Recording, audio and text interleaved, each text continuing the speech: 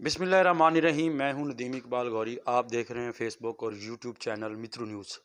हमारे आज के मेहमान हैं जनाब काज़म सिजाद खां खिची साहब। ये एक बहुत बड़ा नाम है, इनके पास बड़ा नॉलेज है हिस्ट्री के हवाले से, ख़ास तौर पे बरे सग़ीर पाक व हिंद के अलावा, मुग़लिया ख़ानदान के अलावा, यहाँ पर उस्मानिया दौर सल्तनत के अलावा और भी बहुत सारी बातें हैं जिन पे ये अबूर हासिल करते हैं।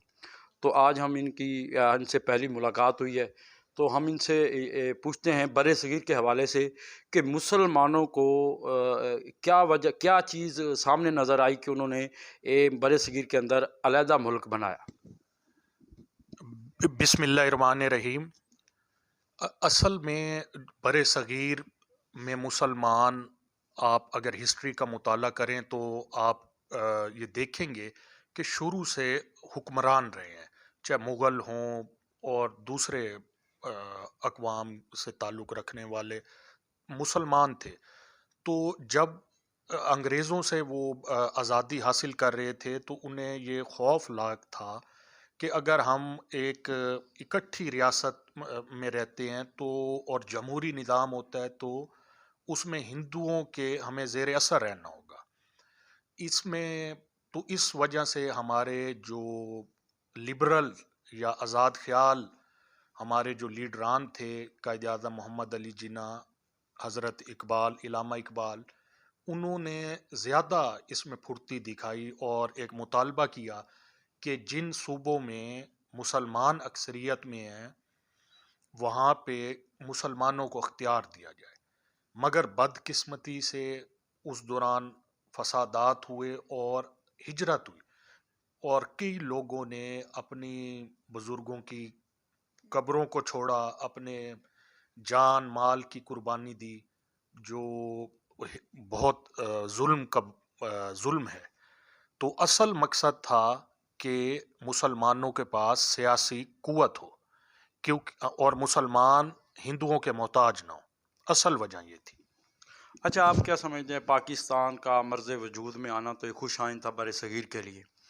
उसमें बुनियादी मकसद ये था कि जब पाकिस्तान और इंडिया दोनों एक साथ आज़ाद हुए हैं, तो वहाँ की जो तरक्की है और पाकिस्तान की जो तरक्की है आज़ादी के बाद, अब पाकिस्तान की तरक्की को और भारत की तरक्की को किस किस एंगल से देखते हैं? असल में जी, भारत जो हमसे आगे है, तमाम शोबा है ज़िंदगी में वो हमसे आगे चला गया है। उसकी वजह ये है कि अगर आप 20 साल पहले देख लें, भारत नहीं था आगे। जब पहली मर्तबा बीजेपी ने वहाँ एक माशी पॉलिसी बनाई और कांग्रेस ने भी उसमें छेड़छाड़ी नहीं की, और वो देखें वो एक निज़ाम चल पड़ा। फिर सबसे बढ़ के उधर वहाँ इन्वेस्टमेंट आई। इन्वेस्टमेंट जब आती है जब वहाँ में हिफाजत की सूरत हाल बहुत अच्छी हो। वहाँ भी गैंग थे, दाऊद इब्राहिम, और मुंबई में एक गैंग पूरा एक माफिया था, लेकिन उन्होंने नए पुलिस वाले लाए और वहाँ सब सफाई की। और इसमें कांग्रेस, बीजेपी और तमाम स्टेक होल्डर्स ने अब भी पुलिस का साथ दिया। वहाँ अब अमन है और 70% रेवेन्यू वो एक शहर इंडिया दे रहा है। उसके बरक्स पाकिस्तान में हम एक दूसरे से लड़ने में लगे रहे हैं। अगर आप देख लें हमारी सियासी तारीख, कोई पॉलिसी, कोई निज़ाम यकसुई के साथ चल ही नहीं पाया। तो हमें ज़रूरत है कि हम अपनी हिफाजत की सूरत हाल बेहतर करें, कानून की बालादस्ती को यकीनी बनाएं, ताकि यहाँ इन्वेस्टमेंट आए, यहाँ और लोगों को रोज़गार मिले। ये एक आसान तरीका है जिससे हम भी बेहतरी की जानिब जा सकते हैं। ये बताइए कि मेंबरान जो हमारे कौमी और सूबाई असम्बली हैं, मुल्क के जो हालात हैं, इसमें इन लोगों की क्या-क्या गलतियाँ हुई हैं? आप इसे किस नज़र से देखते हैं? असल में जी, पाकिस्तान की पसमानदगी में हमारे मेंबरान असम्बली भी हिस्सेदार हैं। उसकी वजह ये है कि पूरी दुनिया में जो अरकान असम्बली हैं वो कानून साजी में हिस्सा लेते हैं। मिसाल ले लें, वो अगर हमारे मुल्क में थाना इंसाफ नहीं फराम कर रहा, वो थाने के निज़ाम को बेहतर करेंगे, वो सब मिल बैठेंगे کہ کس طرح ہم صحیح کریں. ہم افسر شاہی میں رشوت کا بازار گرم ہے، وہ سب مل بیٹھیں گے کہ کس طرح ہم یہ اس نظام کو ختم کریں اور عوام تک ان کے مسائل حل ہوں. اس کے برعکس اور سب سے بڑھ کے جو زیادتی ہے دنیا میں، ترقیاتی کام، سڑکیں، بجلیاں، یہ بلدیاتی وہاں کی لوکل تنظیموں کے ذمے ہوتا ہے، اراکین اسمبلی کے ذمے نہیں ہوتا. ہمارے ملک میں بھی یہ قانون ہونا چاہیے، اور اس طرح ایک آدمی تاکہ وہ کسی کا باؤنڈ نہ ہو.